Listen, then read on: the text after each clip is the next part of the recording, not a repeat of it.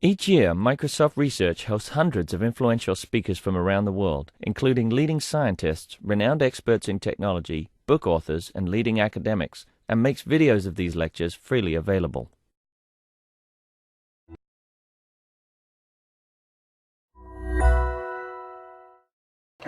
So I'm very pleased to introduce Yongxiang Liu. We've been working together as technical co-chairs of ICME Multimedia Conference next year in Seattle. But most of the time he spends time as an associate professor in the School of Electrical and Computer Engineering at Purdue. And today he will share with us his passion for cameras everywhere. Okay, thank you very much. Thank you for giving me the chance to come here and talk. Actually, I was here before. I was the room next door. Last year, when I was a speaker in the eScience in Cloud workshop last year, and that was me in the middle. I remember another room similar to this, and I was captured. The video was very nice. At that time, I told some people, I will be back, and here I am. Today I want to share with you some of the progress we have made in the last 1.5 years. I also want to discuss some ideas. It's always good to hear people from different views. And we're actually building a system a lot of people to use. So you are welcome to be users and also collaborators. Actually, Jerry and I already discussed some ideas. Please feel free to interrupt if you want to say anything. So I started the project almost 4 years ago when I think about we travel. How many of you are gold members of any airline or has been a gold member? Looks like Microsoft doesn't send you to the Okay. You're that's much better. Okay. I'm not gold. Okay. So as we go to conferences, sometimes I feel that, okay, it's great to go to different places and learn their culture, the people, and so on. But sometimes we encounter problems like this: lost baggage, delayed flight, canceled flight, overcrowded trains, and so on, right? So I asked a question: can I see the world at my desk without going anywhere? Of course, I don't get the experience of the food and the people. But if I just want to take a look of the famous architecture, maybe that's good enough. So that was one of the motivation of the project. Now, I know some of you will ask the question, does a street view solve the problem? Let me give you a story of myself.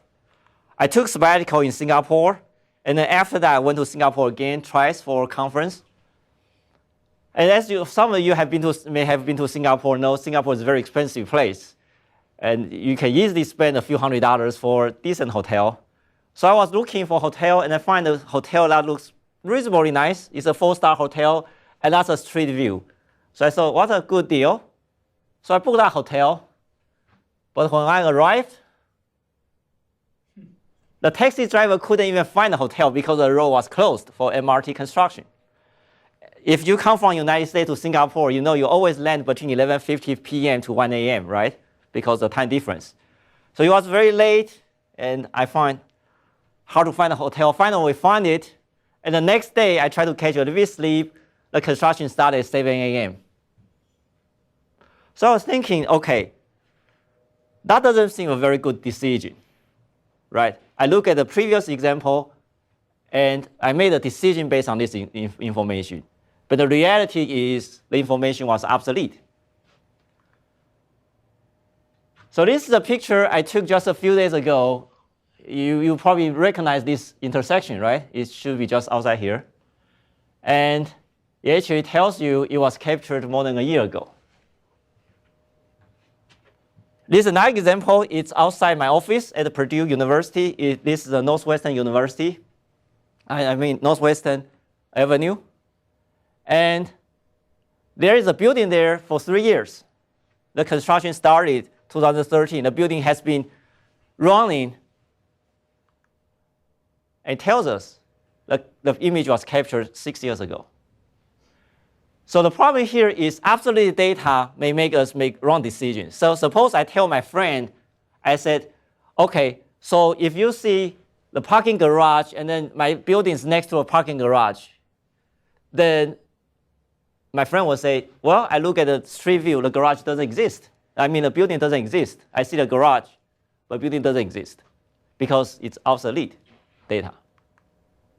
So as a researcher, I ask the following question. Is there a problem? The problem is obsolete data make us make wrong decisions. So I want to have real-time data. And I see there are opportunities for research. So the question is, millions of images and video clips, and many of them are continuous video, are online. What can we do with the data? And what difference does real-time data versus absolute data make?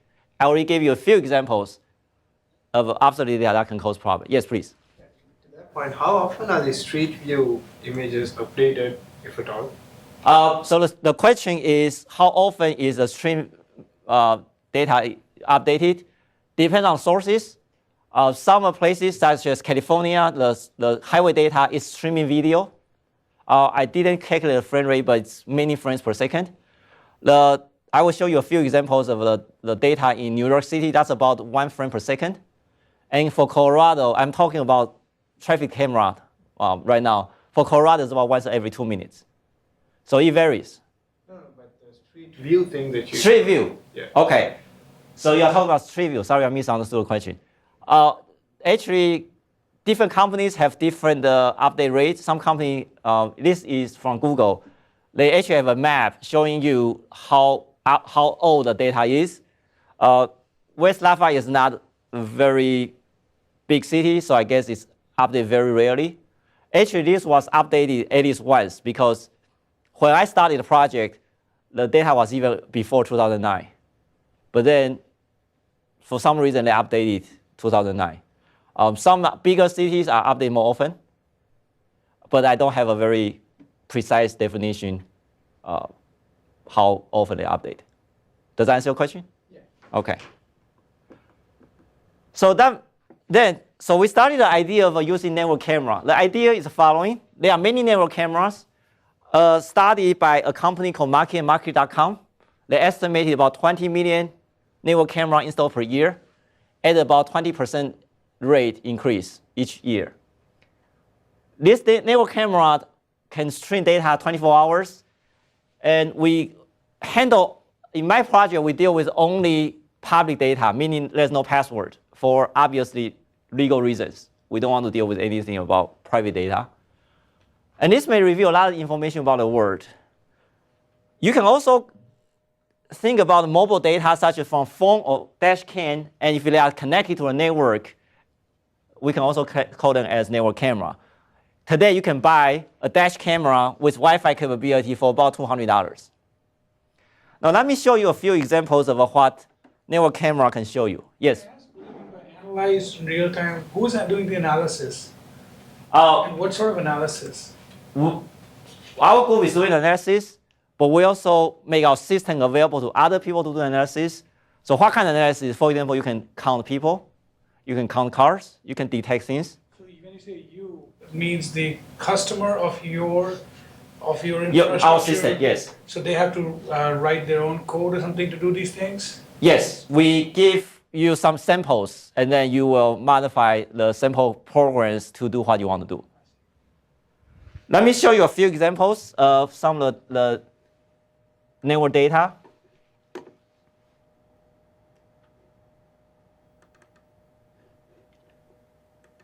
This is captured. As you can see, it was about 1.5 months ago, October 7th. If you search Panda Cam, then you will find one of the examples here. This is the National Zoo in Washington, D.C., and they have 4 Panda cameras. I don't know who is doing the tracking. I don't know if it's by computer or a person. But then you enter another room, you can actually see the panda. So if you imagine that you can do a study of animal behavior without going to a zoo, that opens up a new paradigm of doing research. You said you don't know who is doing the tracking. I do not know who's doing the tracking. But something is happening there that when he moves to a different room, the camera Yeah. just switches to that. The camera is just moving. The camera is No, but moving. then when he goes to a different room. Oh, as it goes to a different room, it also changes. They might be doing I don't know stuff. it's tracked by computers or somebody's control it. But you can see it. If you have a computer right now, do a search, Panda can national zoom, you'll be able to see it. So this is an example. Let me show you another example. This example has a lower refresh rate, so you see people are kind of jumping. But you can use this example to study. This is actually from Romania. You can see from the URL. You can use this to study human behavior. Actually, I'm working with several professors in psychology. They want to observe human behavior non-intrusively and also across different cultural environment. You can imagine you can sit here in the United States and observe people behavior in Romania. For example, do they come as groups? When do they come? How many of them at a particular time do they bring their children? And can you tell their age group? That has significant impact on how you design your marketing strategy. Because maybe in the morning, the age group will be different from in the evening. We actually have talked to a few people in near Purdue, some store owners. They say they do see the change of demographics, and they want to use that information to improve their marketing strategy. This is another example. As I mentioned earlier, I want to see the word. This is Yellowstone. If you have been to Yellowstone, how many of you know where this is? You know the name of that? The prismatic spring. This is? That's the main The gauge. prismatic spring. That's Old Faithful. Oh, it's the old. That's Old Faithful, yes. This was captured in October. Now it may be covered by snow. But actually, I actually went there, watched them remotely in February, and I see it's covered by snow. I still see people sitting there waiting for Old Faithful. I was pretty impressed. But as you can see, these are all kinds of examples where you can potentially use the data without going there. Let me talk about the psychology study again. So several professors want to use the data to do a worldwide study. The hypothesis is people in different cultures behave differently. And you can do this study without sending graduate students to 10 different countries. Right? Of course, they want to go, but we don't have the funding. These are Washington State. These were captured a few days ago, as you can see, November 28. If you want to see whether a particular highway is congested, or you see where there's a long line there, just this morning, a professor sent me an email. I haven't read the detail yet. Being a few days ago announced they have 30,000 traffic camera on the map now. And I already mentioned some of it. So as you can see, this is an example of the same shopping mall at different time. You can look at the time, it's a bit small, but you can look at the time and study maybe how the customers may change. This is a volcano eruption in Hawaii. It was captured by the National Park camera. Let me show you this here. It's at a 15-minute interval. This was captured on January 24th, 2014. So you see the volcano eruption. Of course, that's a very active volcano, so it happens very often. But nobody was there to do the recording. But you can still watch that.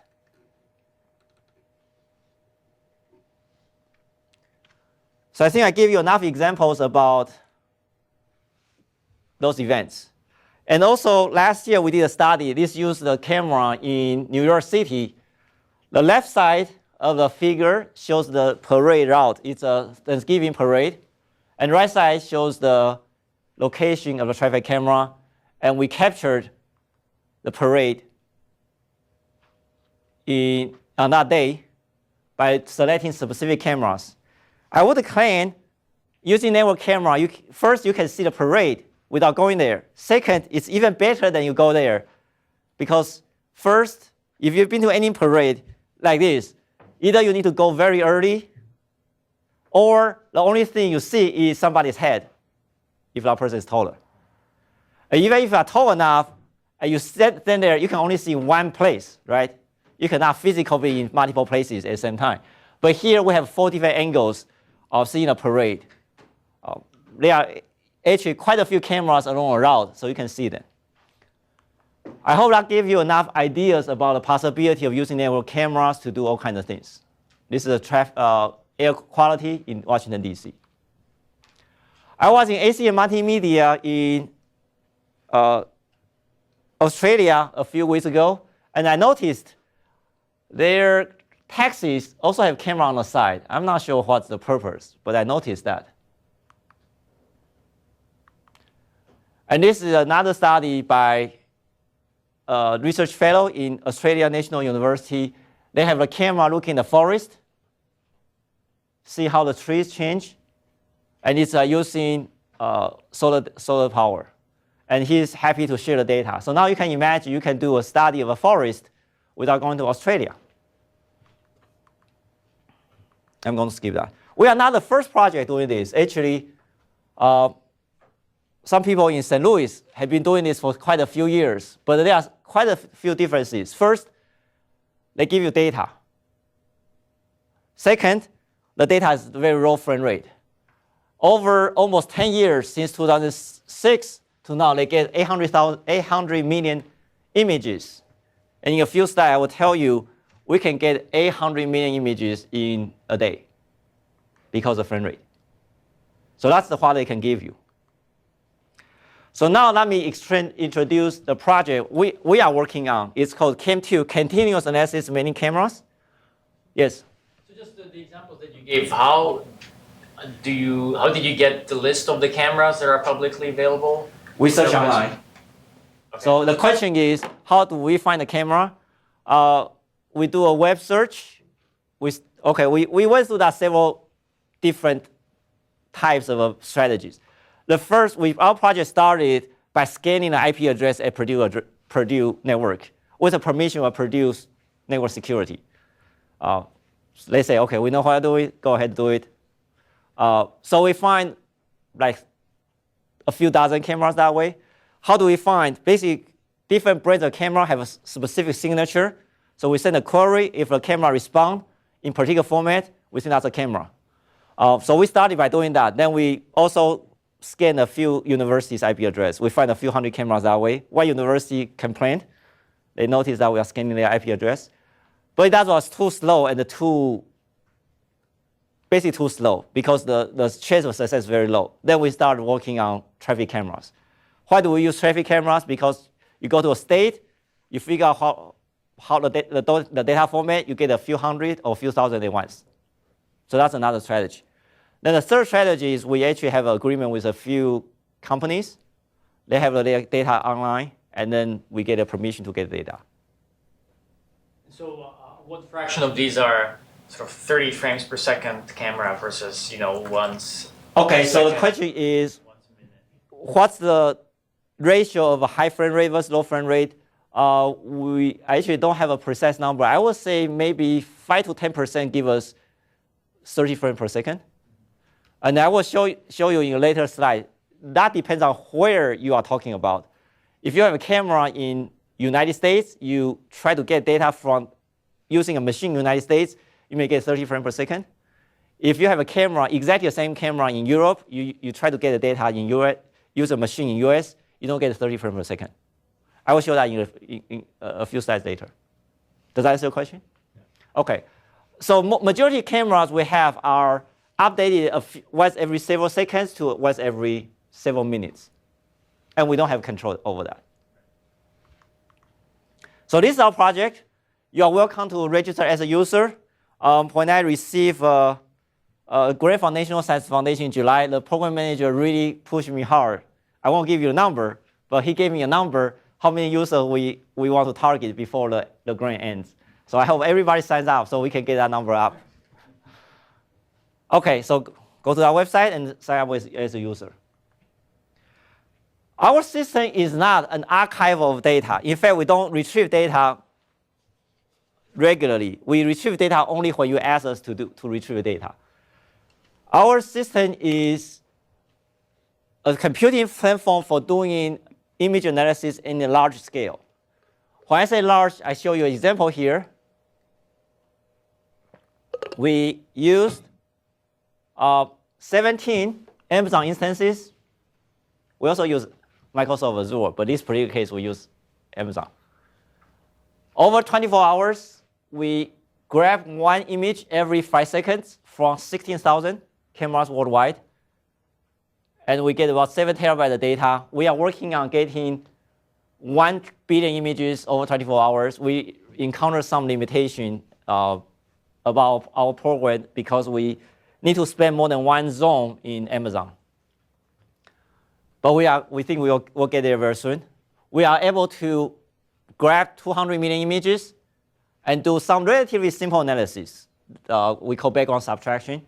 The key here is not the image analysis itself. The key here is being able to do image analysis at this scale. Yes? You mentioned something about zones. So the 17 Amazon instances all in one zone. Site, one zone? Yes. Why do the zones matter? Because the account we got from Amazon restrict to 20 instances per zone. So basically, we just need to modify our program so we can get from multiple zones.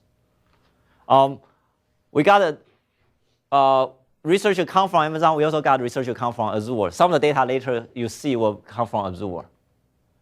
So this is the background subtraction program. As you can see, it's relatively simple, but you can replace that simple program by many other things. So the purpose is not the image processing itself. The purpose is to run image processing at a very large scale. We can also do things like moving object detection or human detection. So let me explain the architecture of our system. Our system is called CAM2, Continuous Analysis of Many Cameras. And it basically has the following components. First, it has a web portal you saw earlier. It's the interface with users. And then it has a user database. We need to know who the users are, what they have done, and so on, including the programs they write. Then we have a camera database. Then there are, as I mentioned, quite a few cameras. We have about 70,000 cameras right now in our system. And the data goes directly from the camera to cloud. It doesn't go to our system because our system will be bottlenecked that way. A lot of study here is about resource manager because when I studied the project, the purpose is to build a realistic environment to study resource manager in the cloud. That was the original purpose. But I wanted to build a real system so that the workload is real. And that's why we started the project in the first place. So later on, you'll see quite a few slides talking about resource management. This shows the distribution of a camera. Majority are in the United States. Simply, it's easier to do a web search. And we also go through Department of Transportation systematically. We have Purdue University has signed an agreement with about 20 states to get the data with their approval. The data is public, but we don't want to just grab the data because some of the states prefer us not to grab the data from their website. They want to grab the data from their other servers so that we don't slow down the website too much. Then the rest majority is in West Europe, again, because it's easier to do a web search. Some of the students are working on Asia and so on. So that shows the distribution of the cameras. Let me give a demonstration of one possibility of using this camera to do something we call real-time image-based navigation. This was done by a Google student and received an award last year. This is a very short video because each group, in a competition, each group has only 7 minutes to present. So he spoke really fast. Here we're looking at our mobile application. And as you can see, it zooms and operates much the same way as our website application. We'll take a look at a few cameras in North America here before jumping over to Europe. This is a brief glimpse at a camera in Lawson. Over in Europe, you can see the clustering functionality works much the same way as the website application. And we'll take a look at a camera in the Mediterranean here before we get to the really interesting part of the mobile application. Here at the top, you can see me typing in 2 addresses, both in New York, a few blocks apart. And what the application is going to do is not only calculate the route between these 2 addresses, but it is also going to show me any cameras in our system between the 2 addresses. And so what this means is I can access the video feed from these cameras and take a live look at locations along my route, or I can look at my destination. So this might be interesting to me if I'd like to see if there's traffic perhaps, or what the day looks like outside if there are people walking around. In this look you can see that there's not much traffic. It's a sunny day, and so we would expect the same for the other cameras. I could also see, for instance, if there was a crowd outside of a restaurant I might want to visit, or any other sort of interesting data. The important thing is that I can take a live look at a destination or place important to me with this application. Here we're looking. You may also notice that the frame rate there is about 1 frame a second. Any questions so far? Yes, please. Is Cam2 grabbing the images from the cameras directly, or they're sending stuff into their own web server somewhere, and you're grabbing them from the web server? Okay, depends on the state, depends on the source. Some of them we grab the data from the camera directly. Some of them we grab them from their server. So Cam2 hide this behind the camera database, and as a user you don't need to know. But if you want to help us add more cameras, you do need to know. Does that answer your question? Okay. Yes. I have to add new cameras then. For me to be able to be compatible with the Cam2 system, do I need any additional software? Okay, so the question is, if you want to add your camera to our system, do you need additional software? The answer is no, because we have a layer to handle the heterogeneity of cameras.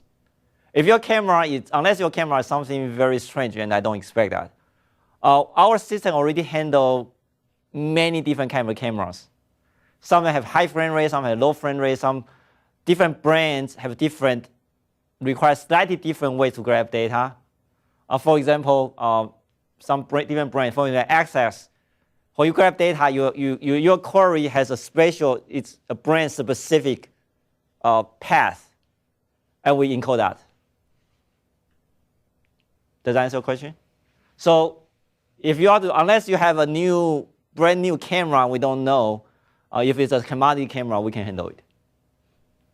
And we can also grab data from a web server or FTP server, as you asked.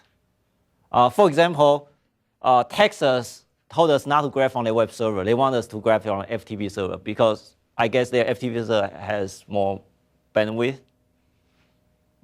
So when the user requests a camera, what is the route? So you basically reroute the data to the user, or you actually store Okay, it? so for the mobile demo, the data goes to the mobile device directly. Doesn't go through us. So you basically are edges looking kind of. Yes. So the mobile app communicate with the camera directly, and if you want to do analysis, and as I mentioned earlier, in this analysis, we go to the Amazon instances. That goes to the cloud directly. Doesn't go through our server, because we are very afraid our server becomes a performance bottleneck. In fact, we are pretty sure our server will not be able to handle this kind of load, because we don't have 17 machines, and these are the highest performance machines. You're not storing anything, you told us, right? We are not storing unless you ask us to. Unless what? You ask us to store So it. what's the 7 terabyte data? That's In just coming this as case, just- we don't store it. We grab the data, we process it, we throw it away. In this particular case, but you can store it. So let me go through a few more slides that may answer some of the questions. Okay, so as I mentioned, the system was built originally to study the resource management for cloud. So I put a lot of emphasis on cloud resource management. And what's the resource management problem? You select a group of cameras, let's say you want to study cameras in New York, and New York, those cameras have specific resolutions. Then you also give us analysis program. You may say, I want to count number of people. I want to detect a particular car. You can give us a program, and you tell us what the frame rate you want.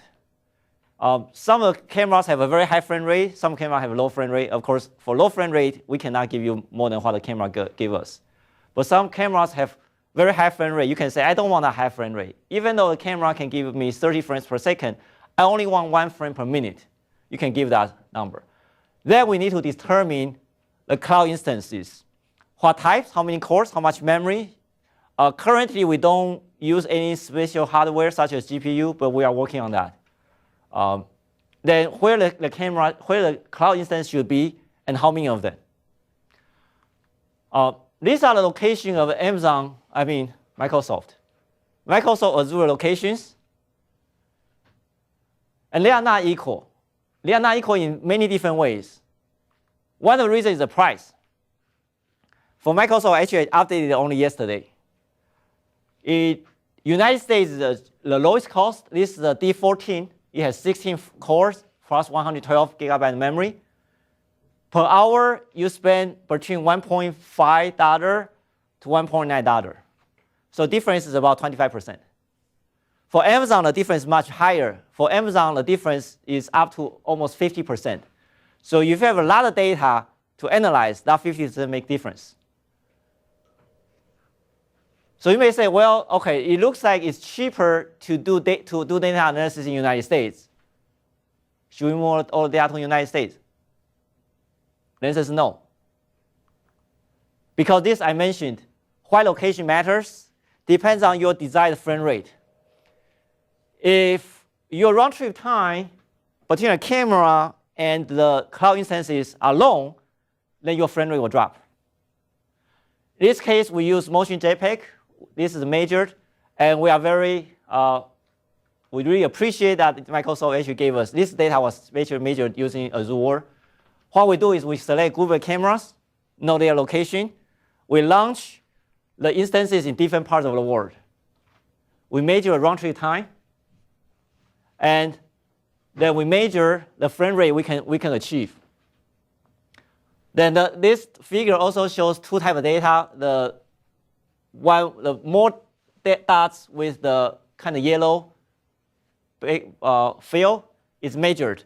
Then the black square are emulated by injecting delays using an emulator. So what we observe here is when the round trip time increases, the achievable frame rate drops for motion JPEG. What's the difference? What's motion JPEG? It encodes the video by a sequence of independent JPEG frames. Why do they do that? Because it's easier. It doesn't need to do motion detection between frames. It's also more robust. If one frame gets corrupted or one packet gets corrupted, the damage is only 1 frame. But its disadvantage is you need more bits for the data streams. Newer cameras support motion JPEG and also H.264. H.264, we observe the frame rate doesn't drop once the round trip time gets increased. However, there are more repeated frames. Still, if your round trip time gets too long, then H.264 still cannot keep up. So what it does is you will repeat frames. On the surface, the frame rate doesn't drop, but in reality, they still drop. So I think that answers your question about location. Right? Sorry it took so long to get here. You have to be careful about where you launch your cloud instances because that can affect the achievable frame rate. So why is it that round trip time affects? Because is it not bandwidth?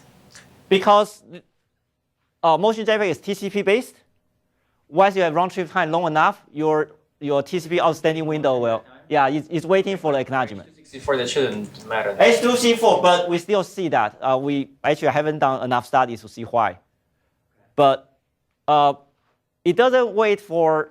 It's not a fully synchronous. Means it's not send a frame and wait for acknowledgement. But TCP once it reach the saturation. Because you're just sending frame at a time, right? Explicitly. But H.264 is just a streaming. It's like yes, but we still see that. Netflix is sending you data. Still, they basically will adjust, but we observe we haven't done enough measurement yet, but we observe in several cases the number of repeated frames increase as the round trip time increase. Repeated frame. So it will tell you get 30 frames per second, but you also tell you these 2 frames are exactly the same.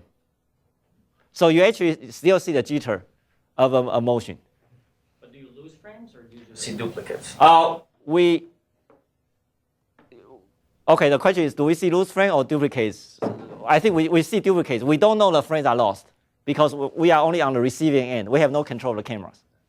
Is there any place you're getting 30 frames per second? We have a lot, but this is a specific intention is to see whether we should. The question here is, should we move all the data to the United States? But Because- there's this trade-off between compute and communications, right? Yeah, If you put a lot more compute, I mean, in the end, you're processing the data, and that's taking time as well. true. So you process it faster, you can take some delay, and then you can still, you'll end up in the same Okay, place. no. So the question is, can we do a trade-off between processing and delay? The answer is no, because we simply do not get the data. That's different though. You might get data, but if you don't process it in time. No, this it's is equal to- measured. This is measured without processing. This figure. Right, but what I'm saying is this is not accurate in that sense, right? Because So if this you're is not the upper processing fast bound. enough, your consumption rate is slowing down because you're not processing enough. That's equivalent Right. to not getting the data eventually Well, at the right time. Yes, but this example is we grab the data, we throw it away. We don't do anything. So this data is the upper bound. This figure is the highest you can achieve. If you don't do any, of course, if you do processing, you'll further slow down. All right. Does that answer your question? Does that make sense? Okay. So this can be formulated as an optimization problem that you have different cameras. In this case, let's say you have 3 cameras. And, excuse me? Yeah, I have a follow-up. So you said that depending on what analysis somebody wants to do, well, this is the question. Do you actually understand that this analysis is going to need so much, this kind of an instance, to be able to start up a VM based on that upfront? Or is it something that the person or the consumer or the customer who's doing the analysis has to provide you? Okay, so the question is, do we know if you run the program and we need to determine how many virtual machines to launch? Who knows that, right? It's somewhere in between. We don't know in advance, but we can launch your program and get a few data points, and then we extrapolate. In fact, that's my paper tomorrow. We'll be presenting in Qualcomm tomorrow. Is you give us a program, so let me go back to this slide. So you give us a program, right? Then we run your program on, let's say you want to analyze the data from 100 cameras. We'll launch your program, run your program on 10 cameras.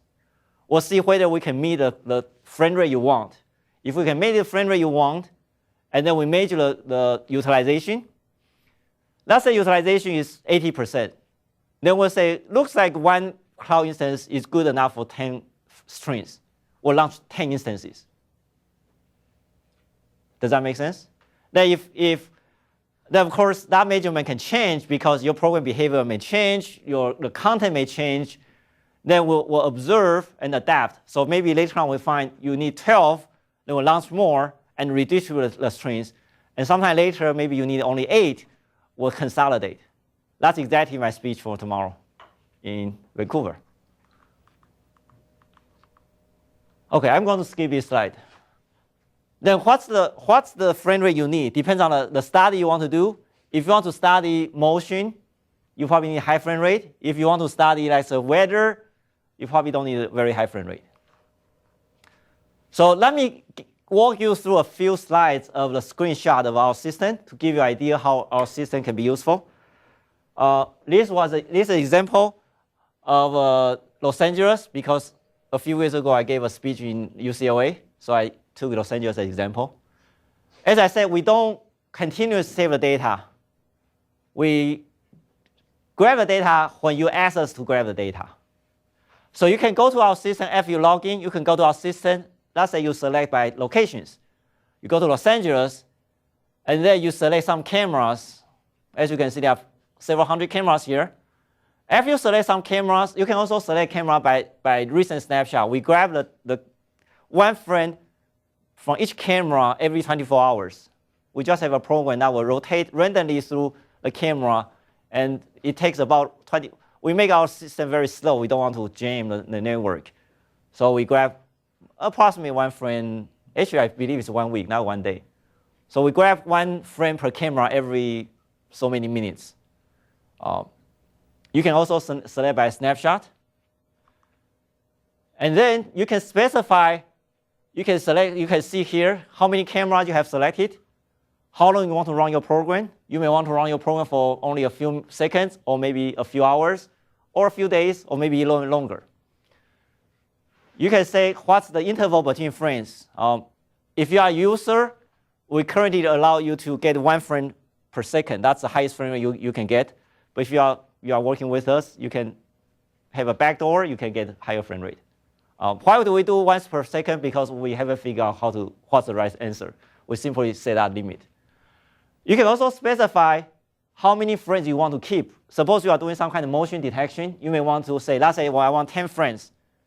Then we'll give you a running window. If we get more than 10 frames, we'll drop the oldest, the 11th frame. We'll just give the latest 10 frames. So you can specify that number. And then you can upload your program. So I guess, sorry it takes so long to up here. You can upload a program, you write, or you can use a program we give you. We have written more than a dozen examples. These programs are written in Python right now.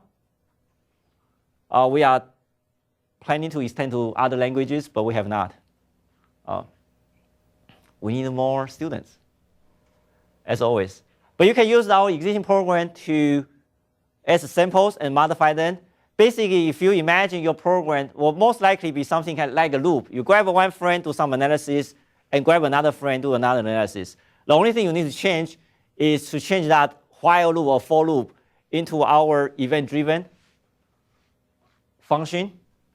We have a paper published this year in Global SIP in electronic imaging that actually gives you the example. But once you log in as a user, you'll see all the examples we give you. Then we will decide which cloud instance to launch. And that's a problem we haven't solved yet. We have some progress, but we still have a lot of problems to solve. So which kind of instance we need to launch? How many cores? Some programs are more computation intense. Some programs need more memory. In fact, this example shows you that this is a very complex relationship, and it's not a linear relationship. Let me explain what this figure shows. So we show the utilization of a processor and the memory. And at 2 different frame rates. On the left side, we have 1 frame every 5 seconds. On the right side, we have 10 frames per second. You can imagine you have a very high frame rate. On the right side, it's processor intense. On the left side, it's not very low frame rate. It's some programs are processor intense. For example, human detection. And some other programs, such as motion estimation, it's bounded by memory. So the question here is, once you have the 4 different programs here, the image archival simply grab the image and save it. Does not do any processing. Motion estimation, take 2 adjacent frames and estimate how much change has happened. Moving object detection, do a motion estimation, and then do a bounding box. So it's a little bit more complex. Then human detection is the most complex because you use the histogram of orientation to do the human detection. From this left side and right side, you can see human detection. We see in this particular instance using M3 X large, we cannot do human detection at 10 frames per second. So that's your question. If your program is too complex, computation is the bottleneck. On left side, if your frame rate is low enough, we can do more human detection. And this is per frame utilization. So if you want to say, for example, you want to do human detection, using this particular instance, you can do approximately 30 strings, right? Because you take maybe 40 strings. So the utilization, processor utilization about 2.6% per string. and then you can process about 30-something strings, then your utilization become 100%. Does that answer your question earlier? Okay. And I'm going to skip this. This simply says there is no simple answer. It's a very complex problem, and we are trying to build an empirical model, so we don't have to do this for every type of instance. This slide also shows that if you make a wrong decision, choose a wrong instance, you may pay more than twice. This data shows the price per million images. So if the bars are very much uniform, that means you pay the same price for different type instances. But on the right side, if you have 10 frames per second, the tallest bar is almost twice higher than the shortest bar. That means you pay almost twice the cost. We want to do that optimization, so we choose the right instance. Depends on your program is computation intense or memory intense, and some other factors. Earlier I mentioned our project is called continuous analysis of many cameras. This example showing we count people over 24 hours. And these are the, over 24 hours, we actually see the number of people going up and down at different time. Actually sees very clearly that at night nobody's waiting for bus at the bus stop or even pass through. We do this for 1 frame every 10 seconds, and then we do a running average every minute. That's how we get a number. So if you want to do this kind of analysis over 24 hours, you can do that very easily by going to our system. As you can see, in the middle, it says the duration. If you specify a whole day, you can do that. So who's paying for the computation? Who's paying for computation? Right now, Microsoft and Amazon, because we get the research credit. Sometime in the future, maybe somebody else needs to pay. Also, our system is modular enough so we can switch the backend to your machine. Actually, when we ran out the research credit, we got renewed. But when we ran out, we just simply switch the backend to our lab. We cannot do very large scale processing, but we can do that. There are also related problem is what happens to the data you do not save. That's a very big question, and I don't have a very good answer yet. In cloud computing big data a few weeks ago, I presented some very initial ideas about the problem, but I think there are still a lot of problems to solve, so I won't take time here. So far, what I've talked about is the real-time data. You get the data when you process the data. A lot of cases, you have the data in advance. Maybe you save it, or you want to process it again and again. So save the data, and you want to process offline, not real-time data. And we also studied how to do this using SPA instance. You can think about SPA. You can think about using computer in several different ways. On demand, you pay by hour. It's like a hotel room. You can sign a long-term contract. It's like renting an apartment. Or you can do SPA instance by bidding the price. It's like Priceline.com.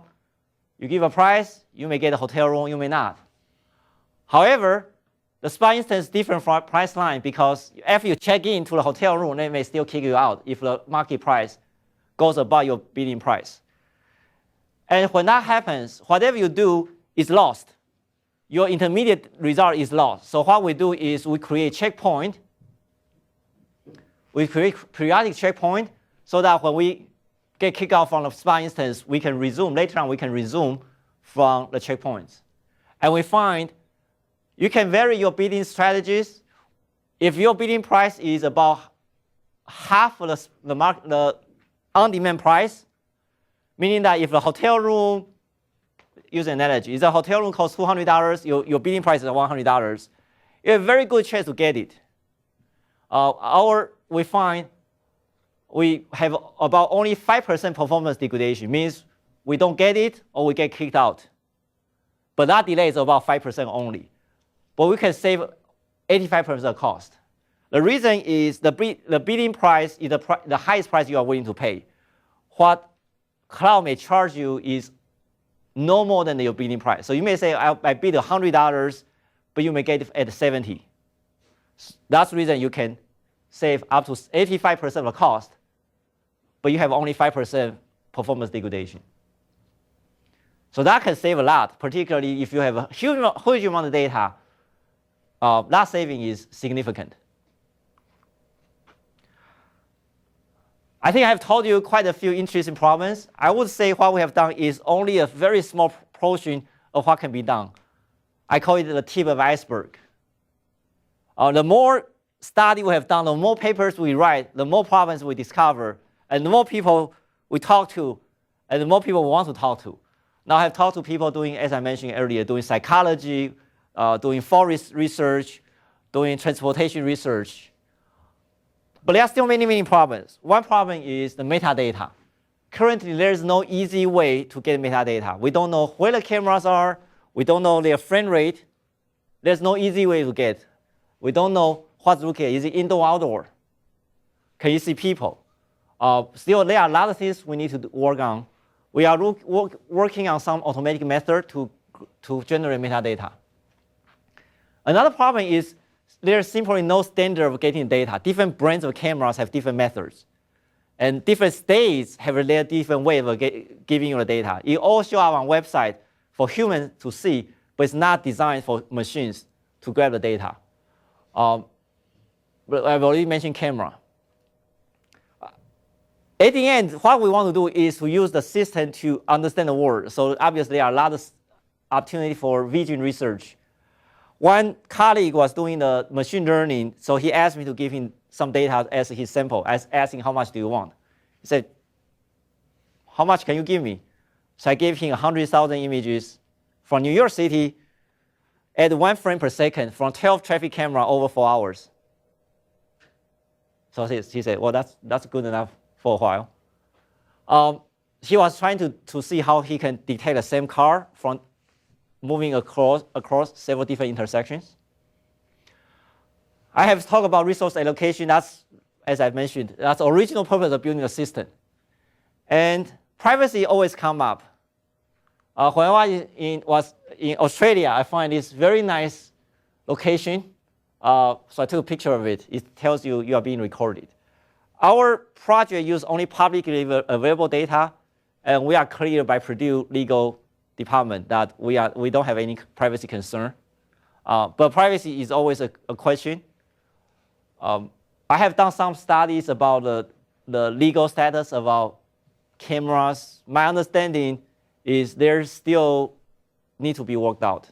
I think this morning when I was at the airport waiting for the flight, I saw several cities decided to give each police person a camera because there's some recent instance. So what's the privacy issue there? If a police has a camera, body camera, who owns the data? I think that still needs to be worked out, and I'm not an expert on that. You don't see these issues because you started by saying you're just tapping into public feeds, right? Yes. So basically, you bypass all those issues. We only use public data. You're not the ones deploying cameras. We are not the ones deploying cameras. Deploying it, somebody else is grabbing it. And they are publicly available, so there's not that much issue here. Correct. But when we are looking for cameras, we also find some cameras, they are publicly available, but we don't want to use our system. For example, we find some cameras, we believe they are looking like somebody's living room or something. Why are they public? I don't know. But we find them, but we don't want them because we don't want to deal with that. This is a big project, and it's also a very good experience for a lot of students, many of the undergraduate students. This is, I think for probably all of them, this is the biggest project they've been working on. It's a very big team for them to have that experience. And I'm also very fortunate to have a funding support from National Science Foundation. And of course, Microsoft gave us the research credit to use Azure. That's very, very helpful for us to do some study. To conclude, I hope I have given you the idea that network cameras can be very useful for a lot of studies.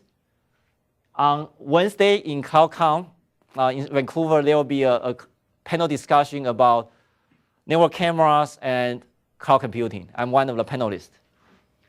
I think there are still many, many challenges. From the many questions here, I can see there are a lot of questions, and we have answered only a very small fraction of a lot of questions.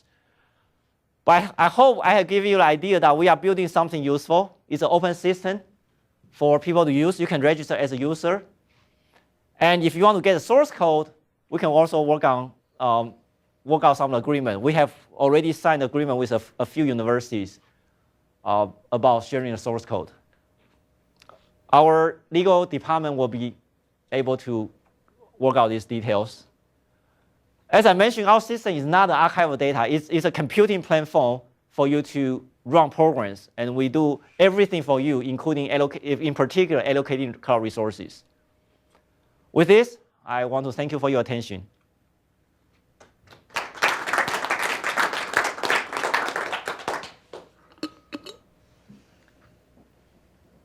So these programs that people write to analyze, do they have to be in a certain format? I mean, how do you, you have some APIs?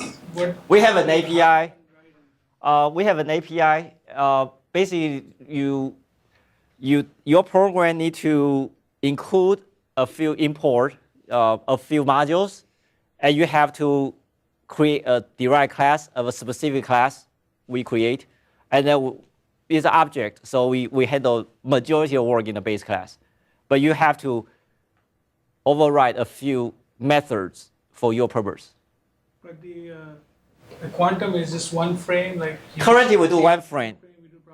Yes, but you can get the past frames. So you can say I want the past 10 frames, and then you can get, let's say, the last 3 frames. You decide what you want to do.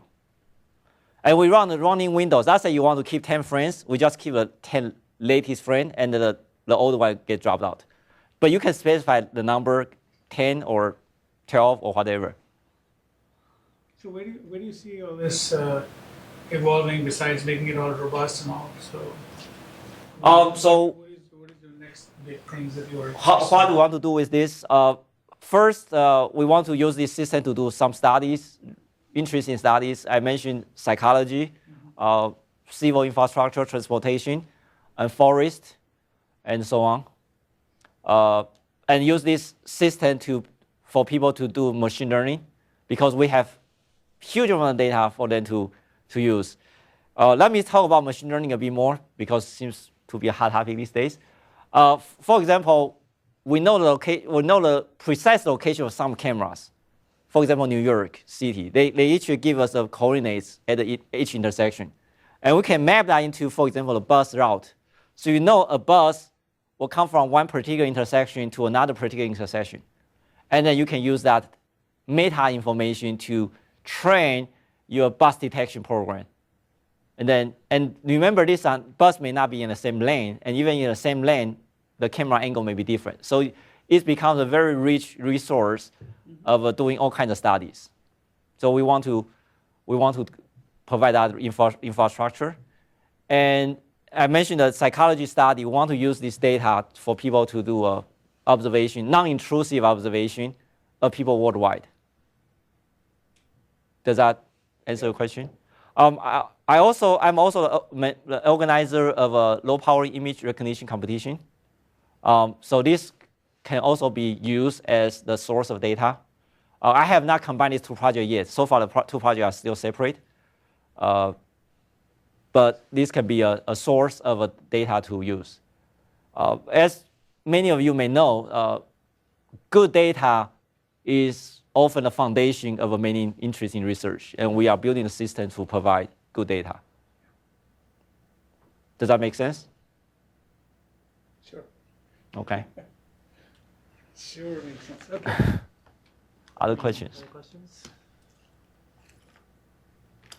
All right, thanks, Ryan. Well, thank you very much. I'll be here.